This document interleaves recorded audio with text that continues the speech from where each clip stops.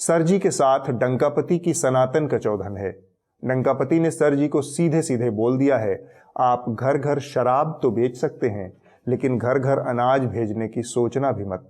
यह सुनते ही धृतराष्ट्र के दिमाग का बल्ब जलने बुझने लगा। उन्होंने पूछा, शराब और अनाज में क्या रिश्ता? संजय ने बात का सिरा खोलते हुए कहा, दरअसल कुछ दिनों पहले सरजी ने 2 प्रस्ताव दिए थे। लोगों को घर बैठे ही शराब मिल जाए और दिल्ली के 72 लाख गरीबों को घर बैठे ही अनाज मिल जाए। धृतराष्ट्र बोले, यह तो बड़ा ही समाजवादी कदम है, अनाज और शराब साथ साथ। लेकिन संजय ने अगले ही पल उनके मुंह का स्वाद कसैला कर दिया। संजय ने कहा, डंकापति ठहरे डंकापति, सूट बूट वालों के डंकापति। उन्हें घर घर शराब वाली योजना तो पसंद आ गई, लेकिन गरीबों के घर अनाज वाली योजना उनके गले नहीं उतरी। लिहाजा उन्होंने घर घर अनाज योजना पर ब्रेक मार दिया।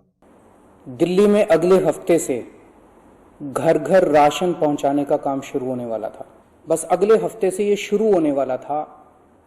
ये क्रांतिकारी कदम होने वाला था और अचानक आपने 2 दिन पहले इसको रोक दिया। क्यों सर? आपने ऐसा क्यों किया? समाजवादी सपने देख रहे धृतराष्ट्र के ऊपर अचानक से कैपिटलिज्म का सन्निपात हो गया। लिहाजा उन्होंने बातचीत का सिरा दूसरी तरफ घुमाते हुए कहा, तुम कुछ और लड़ाइयों का भी जिक्र कर रहे थे संजय। संजय ने कहा, जी महाराज, एक लड़ाई तो डंकापति अपने शागिर्द सूबाए उत्तर प्रदेश के लंबरदार योगीराज से ही लड़ रहे हैं। कुछ दिन पहले उन्होंने BL संतोष के नेतृत्व में योगीराज को निपटाने के लिए दिल्ली से कुमुक भेजी थी, पर यह कुमुक लखनऊ से खाली हाथ लौट आई। आज यूपी सरकार और संगठन के बीच में बहुत बड़ी बैठक होने वाली है और इस बैठक के लिए बीजेपी के राष्ट्रीय महासचिव संगठन BL संतोष पार्टी मुख्यालय पर पहुंचे हैं। धृतराष्ट्र को योगीराज की कहानी में मजा आ रहा था। उनकी दिलचस्पी भांप संजय ने आगे की कहानी सुनाई।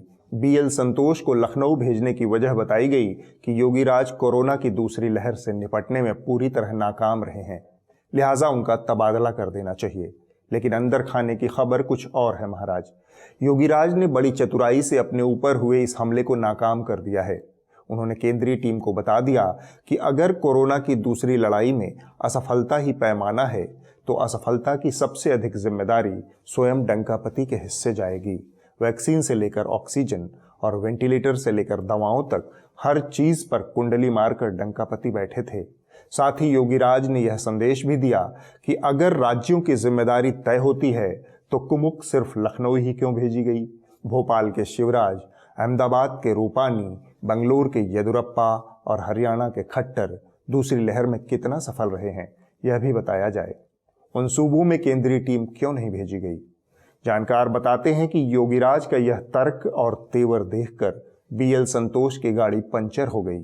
उन्होंने तत्काल हस्तिनापुर वापसी का टिकट बुक करने का निर्देश दिया।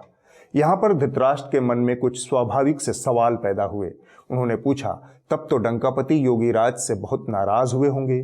संजय ने कहा, डंकापति ही नहीं महाराज, उनका खासुल खास शाह आलम भी खासा गुर्राए हुए हैं। गुस्से का आलम यह है कि 5 जून को योगीराज का जन्मदिन था। ट्विटर पर पूरी दुनिया झूम झूम कर उन्हें बधाई दे रही थी, पर डंकापति और शाह आलम ने उन्हें बधाई तक देना जरूरी नहीं समझा। धृतराष्ट्र ने ताड़ लिया कि यह मामला कुछ गंभीर है, सो उन्होंने संजय से पूछा, तो योगीराज के इस तख्तापलट की कोशिश की असली वजह क्या है? संजय ने नए सिरे से बताना शुरू किया। दरअसल महाराज, योगीराज ने खुद को डंकापति का प्रोटोटाइप वर्जन बना दिया है। छोटा पैक बड़ा धमाका। बल्कि जहर उगलने के मामले में वो डंकापति और शाह आलम से कई गुना आगे हैं और एक समुदाय के प्रति अपनी नफरत को वो कभी छुपाते भी नहीं। बीते कुछ साल महीनों से यह बहस चलने लगी है कि डंकापति के बाद जम्बूद्वीप के स्वाभाविक उत्तराधिकारी योगीराज ही होंगे, या कहें कि यह बहस चलाई जाने लगी है। इससे डंकापति और खुद को उनके उत्तराधिकारी के रूप में देख रहे शाह आलम बुरी तरह से भन्नाए हुए हैं, असुरक्षा भी महसूस कर रहे हैं। दूसरी लहर की असफलता तो बस बहाना है, योगीराज को निपटाना है। यहाँ धृतराष्ट्र ने सवाल तागा, तो क्या यह लड़ाई आगे भी जारी रहेगी? संजय ने कहा, फिलहाल तो लगता है कि योगीराज ने इस हमले को नाकाम कर दिया है, लेकिन एक सच यह भी है कि बीच बारात दूल्हा बदल देना भाजपा की पुरानी फितरत है। कल्याण सिंह, साहिब सिंह वर्मा, मदन लाल खुराना, शंकर सिंह बाघेला, उमा भारती, एक लंबी श्रृंखला है। स्वयं डंकापति भी पहले पहल राजनीति में बीच बारात ही दूल्हा बनकर आए थे। न तो उनके नेतृत्व में चुनाव लड़ा गया था, न वो नेता थे। पटेल की सरकार को बीच में अपदस्थ करके उन्हें दूल्हा बना दिया गया था। कहने का मतलब ये कि योगीराज के सिर पर तलवार तो लटक ही रही है, लेकिन डंकापति के पास अब समय बहुत कम है। यह काम उनको थोड़ा पहले कर लेना चाहिए था। अब चुनाव के ऐन मौके पर सेनापति को बदलने से सेना में भगदड़ मचने की प्रबल आशंका है।